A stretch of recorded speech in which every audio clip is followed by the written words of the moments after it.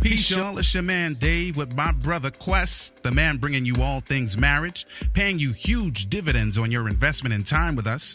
We're talking about love, sex, having children, money, spirituality, life, communication, and anything else to help you thrive and win in your relationships. And guess what? This is grown folks' business. So get ready to make grown-up decisions. You know why? Because marriage ain't for suckers. That's the name of the program. Marriage ain't for suckers. All right, let's get into it. Hey, yo, Quest, it's time to give the people something, man. What we talking about today?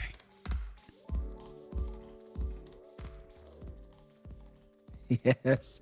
Love it, love it, love it. What up, y'all? It's your boy Quest, and welcome to another edition of the Marriage Ain't for Suckers podcast. I am your host with the most, alongside my boy L. David. No. Alongside my man, my man, L. David Harris. Thank you. Yeah, have a seat. Have a seat, y'all. Have a seat. Guess what, Quest? Yup. Class is in session. Yeah, no doubt. I love it. Yeah, man. Let me just put it out there from the jump, man. Let me let y'all know that it is the holidays. Yeah. Merry Christmas to everybody. I hope you had a wonderful holiday. Yes. Christmas was rather nice to me. Okay. I know that it was nice to L. David Harris. I know that for a fact. You want to talk about whether he got a gift or didn't have a gift? You know what I'm saying? Christmas was good to him regardless. Oh, yes. But yeah, let me just put the disclaimer out there. The house is full of kids today. So just in case you hear a little background, you already know what it is. The holidays are here. Yeah, man. The family's here. Yeah, everybody's here. It's going down. Yeah, man. I had a good time at the beach a few times, Quest, the other day. First time on Boxing Day, it was on the North Coast, better known as Silver Sands in Trelawney. Yeah. Oh, come on. Down on the coast from where Usain Bolt's from, but on the coast. He not from the coast. Yeah, North Coast. That's what you like. I know. Give a shout for the North Coast. I wish I was there. Yeah, man. And then the next day, after we had fun with all of, the family, extended family, people coming in from the States and all of that, then we just, we figured we stay close to home the day after, which was yesterday, and figured we hit the South Coast and, the beach on the South Coast. So, we enjoyed our time. It was all right for the Christmas time. Yeah. I already know that one of these Christmases, I'm not sure. And it's funny because me and my father were talking last night. Yeah. And he was saying that, because he just came back he did a couple of trips. He went to, they every 4 days, they switched the trip for 2 weeks. He went to the Philippines. He went to Thailand. Uh-huh. He went to a couple of Asian countries while he was, for the last 2 weeks. And he was like, I ain't gonna lie, it was nice. Oh, Singapore. He went to Singapore. Word. Yeah. And he said next year, he said, no lie, while all of those places are nice, there's nowhere quite like being in Jamaica during the Christmas holidays. Well, I'm glad that Big John said that. Big up to Big John. I'm not going to say but I'm just saying Big John shows love to Yad. You know what I'm saying? But I'm just wondering about, the younger version of the dude, like how he feels about the thing. We definitely been, you leave it to me, I would be there at least once or twice every month. And that's going to change in the near future. Understood. I know that my traveling bill is going to go up a little bit because, you know what I'm saying, as we build and as we get better, I'm looking to be there at least once every other month, if possible. Understood. You know what I'm saying, for extended period of time. But it looks like, we may be planning that for next Christmas. So okay, we try it out, right? Get ready. Yeah. Yep. Get ready. Yeah. Yep. I remember what Christmas in Jamaica was like. So, no doubt. Word up. Let's don't make the people completely sick, man. Because I know the hawk is out in a lot of places where people are watching right now. So let's just, let's cool the place down. It ain't that hot. Let's go. Let's go. All right, man. Let me jump off into it. Shouts out to everybody listening in, man. As always, our regular listeners who listen in from week to week. For real, man, I want you guys, for those of us who listen to the Marriage Ain't for Suckers podcast or program, as my man D would say, on iTunes, we are looking to get our review numbers up. So if you happen to be listening to this podcast or any other of the other, how many we up to now? 60 something? I don't know, dog. I don't know. A whole bunch. We coming up on a year's anniversary in the new year. So you know what I'm saying? We're going to have to celebrate, and we may have to do a special Zoom session for that. Bring a bunch of heads. Oh, yeah, no on. doubt. Yeah. Bring a bunch of heads in just to show thanks for the, support that you've been showing us since we started the Marriage Ain't for Suckers podcast. But if you get a chance, please do go by iTunes if that's your platform, Google Play, iHeartRadio, whatever your platform is, especially in the iTunes world. Go by, please leave us a review. We'd like to get those numbers up because from what I understand, you need to get them up past 100 in order to really rock. And although our listening, it's funny because our downloads are more than our plays. Son, it's getting it's starting to get to a 5-to-1 ratio. I've never seen that. And I've been on a lot of programs, done a lot of programs, and got some active joints going on. I've never seen a 5-to-1 ratio on downloads. I just never seen that before. I was saying the difference between the two is thousands. So yeah, man. If you get a chance and iTunes is your platform, do us a strong favor. Go by, leave us a review, even if it's a couple of sentences, and give us a couple stars, man. Let us know, and we'd like to hear from you. Yeah. So please stop by and let us know. You know what I'm saying? Some ways that we can, address some of the stuff that y'all are going through in terms of this relationship and marriage thing. You feel me? Yeah, man. Yep. Yep. Word. Yep. I'm feeling like my lungs need a little help, man. What's up? What's up with the breathing? Oh yeah, no doubt. So let me go ahead, man, and shout out Breathe University, man. When you want to succeed as bad as you want to breathe, then I love it. Then you'll be successful.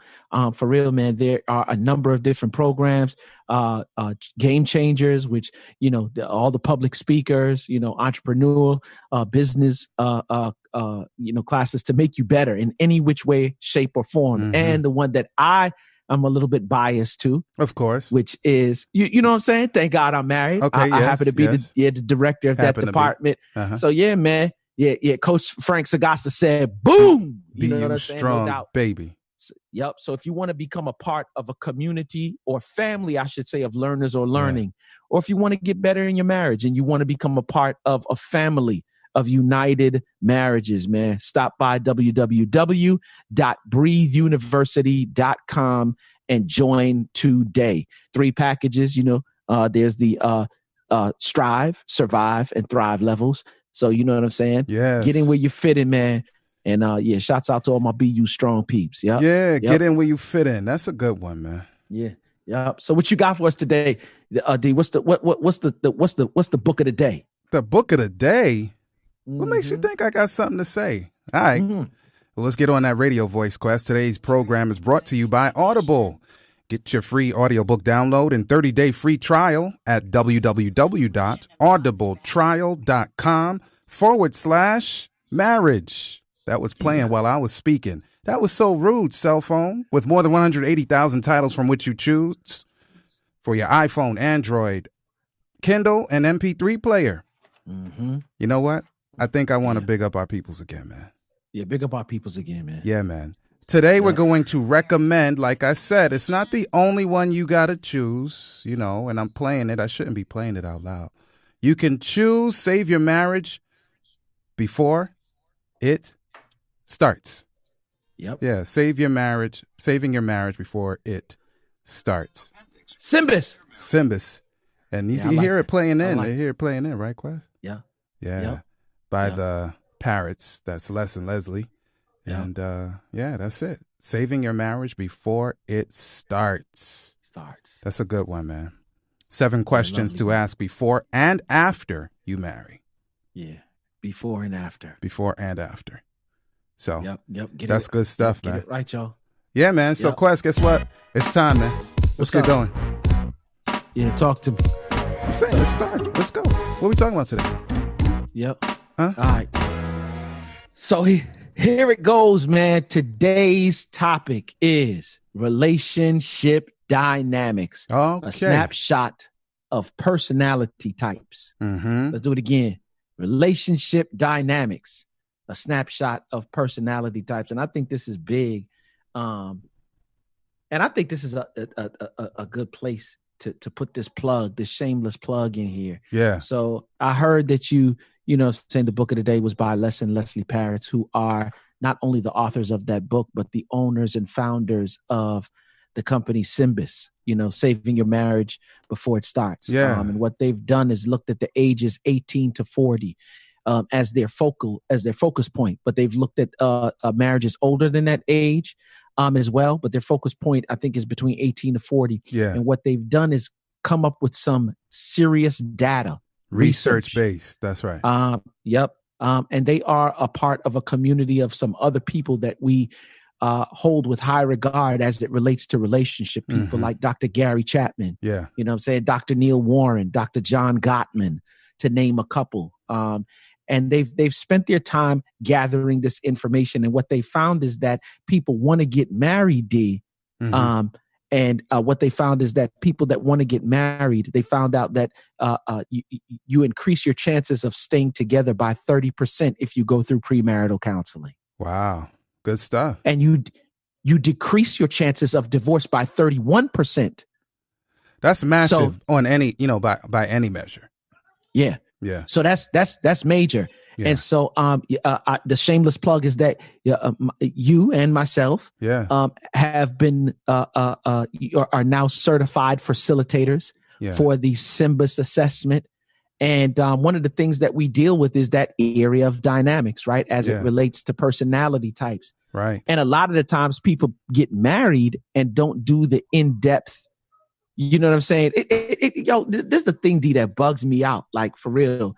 When we go to purchase that car, you know what I'm saying? We look at how much, how many miles do I get to the gallon? What do I have to put down as a down payment? Right. What will my monthly payment be? 6-cylinder, 4-cylinder, 8-cylinder. If there were any previous owners. Oh, did I just say that? Oh, no, you didn't. Never mind. I'm sorry. You probably didn't plan to say anything like that. Never mind. Oh, we'll go as far as to go and get the Carfax report. Has it been in any accidents? Flood zone.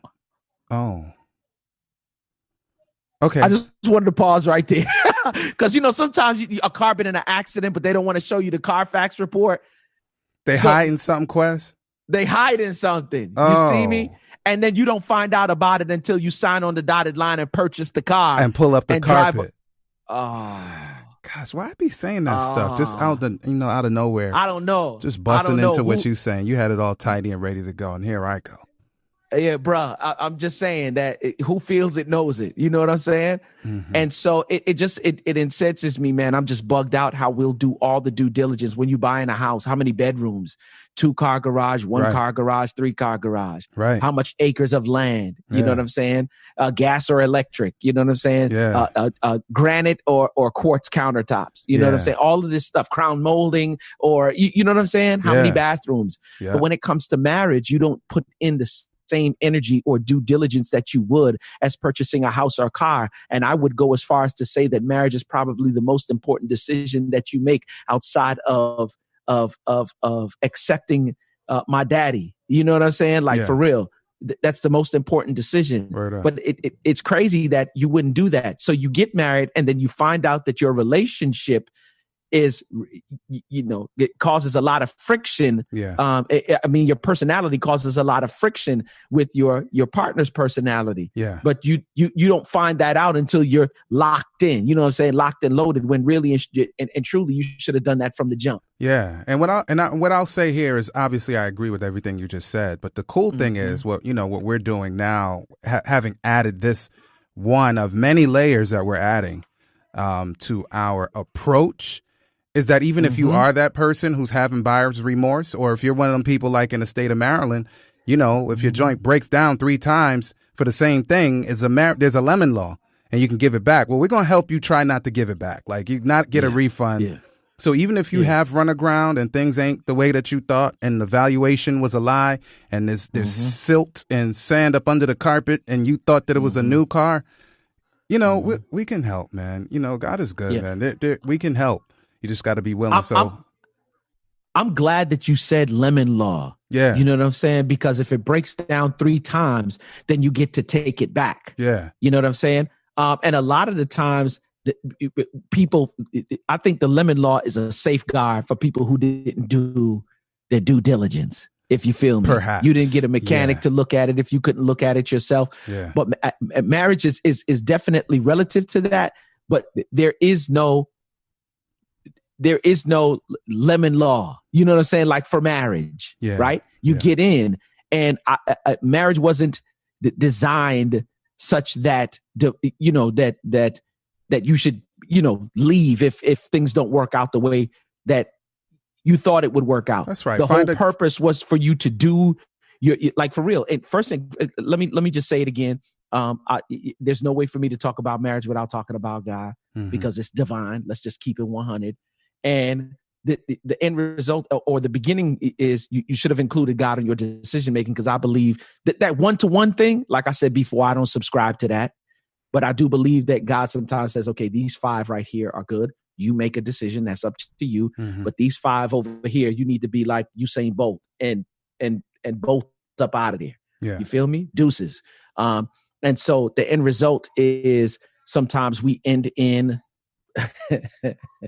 in that place that we don't really want to be in, because we didn't do what we were supposed to do in terms of the due diligence. So, yeah. So, well, get you a good mechanic and let's run with us, man. We're going to give you a little sizzle on this thing. And of course, if you're anything like me with interest or a psych background, actually, you probably thought of many models to the theories of personality, whether it be, the 4 hemispheres, correlating with different personality types like choleric and sanguine and melancholy and phlegmatic, or, a whole host of others. This is not that when we're talking about personality types. These are 8 personality types in this dynamics sort of picture snapshot. No doubt. In our new paradigm. And I'm gonna use an assessment that Simone and I did sort of as a backdrop. But first, let me just knock out the 8 personality types. All right. So the first one is an achieving spouse. Yep. Fact-based, efficient, logical. Okay. Yep.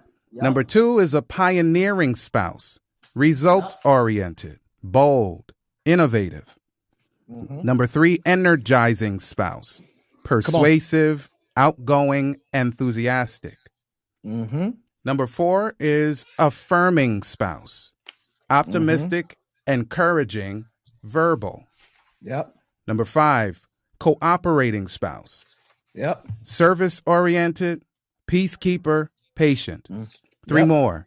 Number 6, unwavering spouse. Yep. Loyal, sincere, diligent. And if you want us to go through it again, you can just hit rewind once we're not live anymore. Number 7, deliberating spouse. Devoted, accurate, disciplined. And the last one, analyzing spouse. Orderly, conscientious, and careful.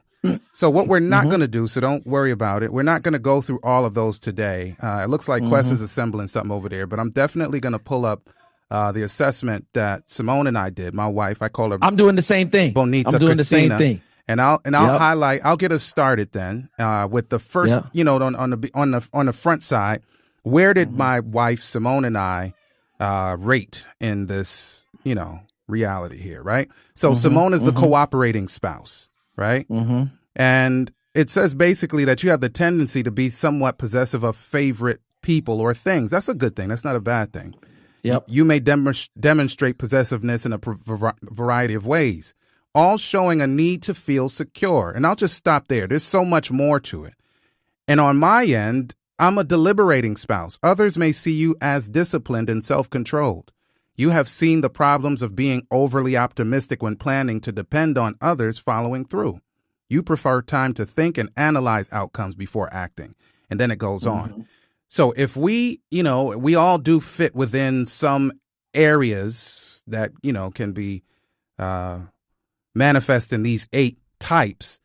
And sometimes it provides clashes, but sometimes most times it provides ways of us growing together and being supplementary or complementary to one another. So that's a good thing.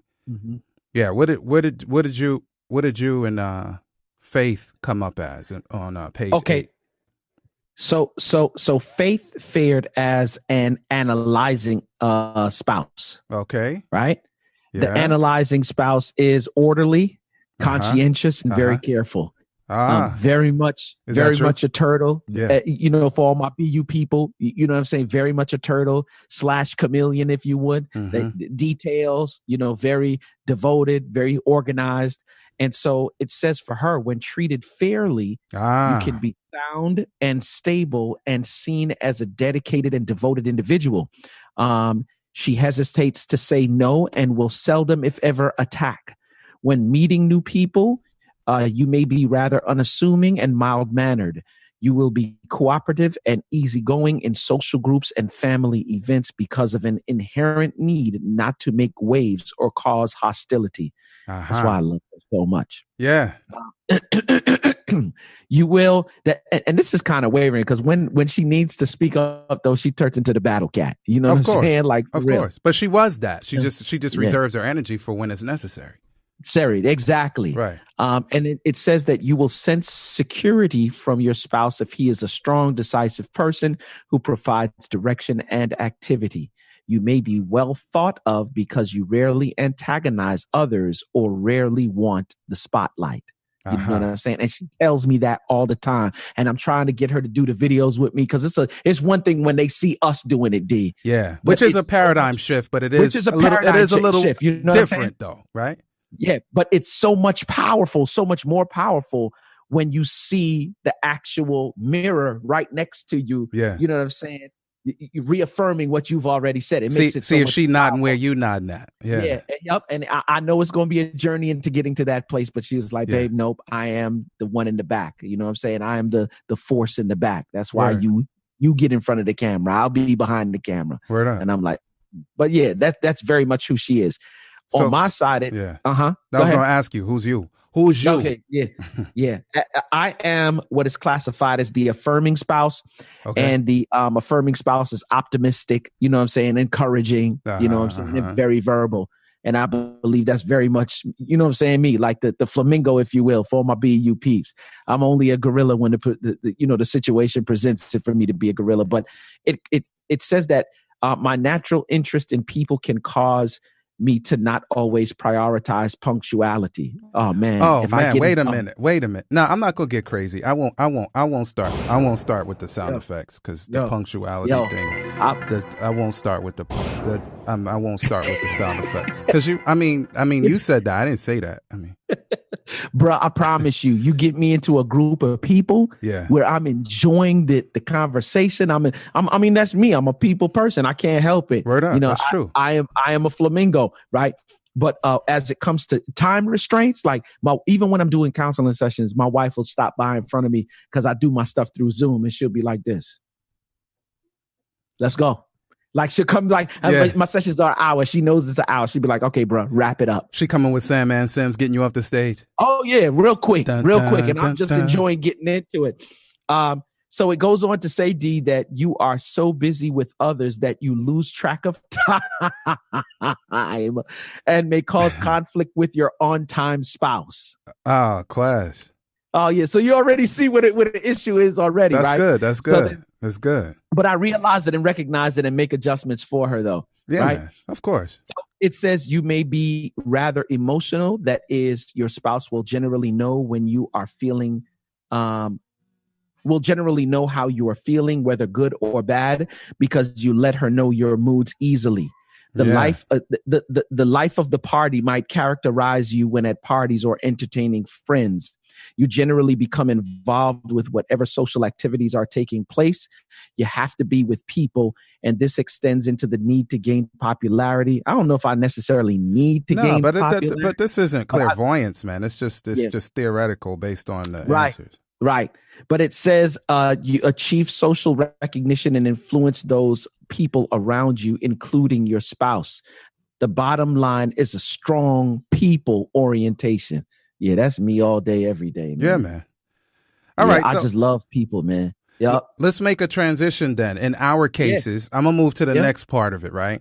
So what kind of strengths does it bring? So in the case of Simone, her cooperating spouse, what it brings to our marriage, she works for a win-win.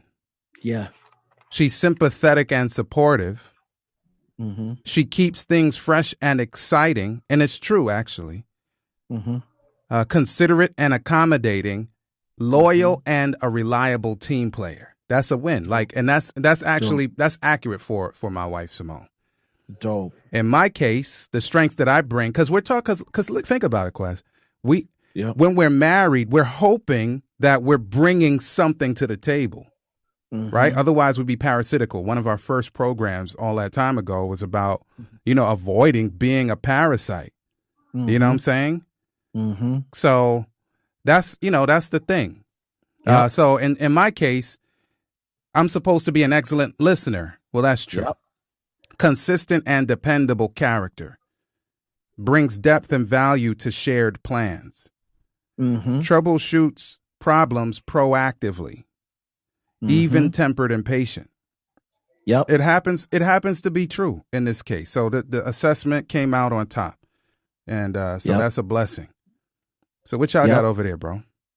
All right. On the dynamics, the analyzing spouse plus the affirming spouse, you two are performing a bit of a balancing act because you are polar opposites. Quest, who's the affirming spouse, runs at a faster and more spontaneous clip than Faith, who's the analyzing spouse, who takes time to carefully study and get organized before making decisions. Quest, who's the affirming spouse, is also more upbeat, fun-loving, and encouraging, while Faith, the analyzing spouse, can be seen more as a realist and sometimes even cynical, especially under stress. And then when Faith, who's the analyzing spouse, becomes critical, it will hit Quest hard. And when Quest is under stress and becomes a bit scattered, it will disturb Faith's ordered world.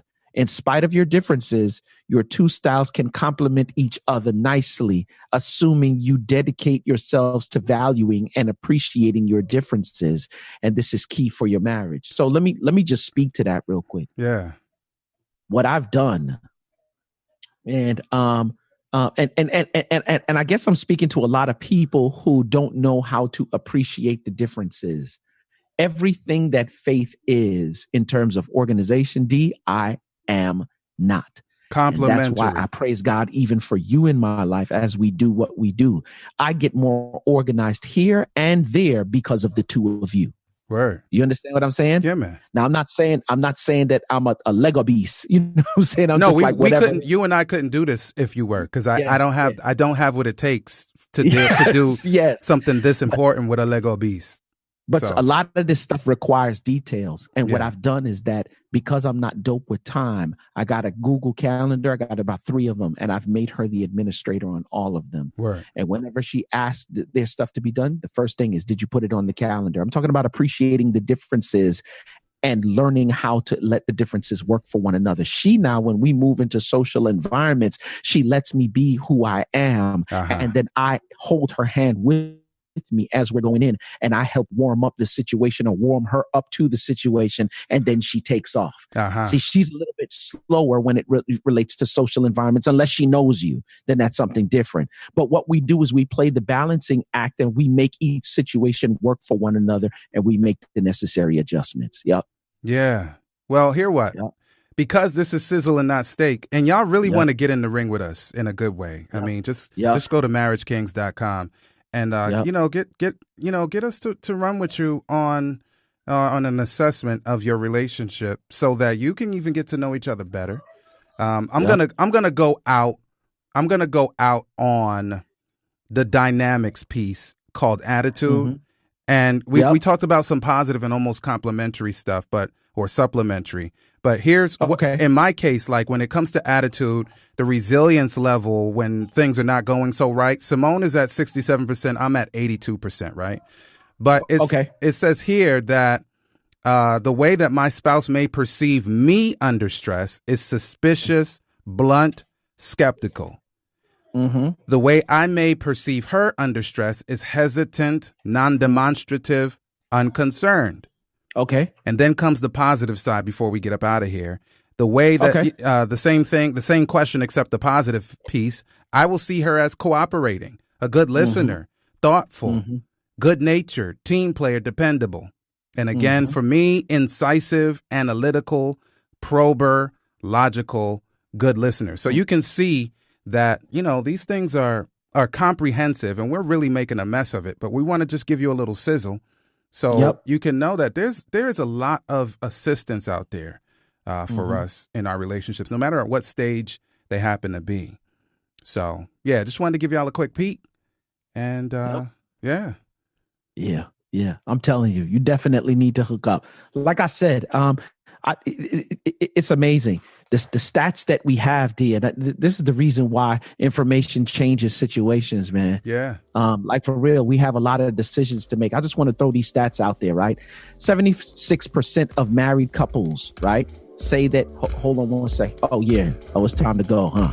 There you have it, y'all. I hope you've enjoyed your time with us. Marriage is about mutual love and mutual respect, and it works for those willing to make it work. Real talk, our spouses are treasured jewels given to us to make life better. And the sooner we learn to value one another will be the sooner we become the absolute best versions of ourselves we can be. Until next time, peace.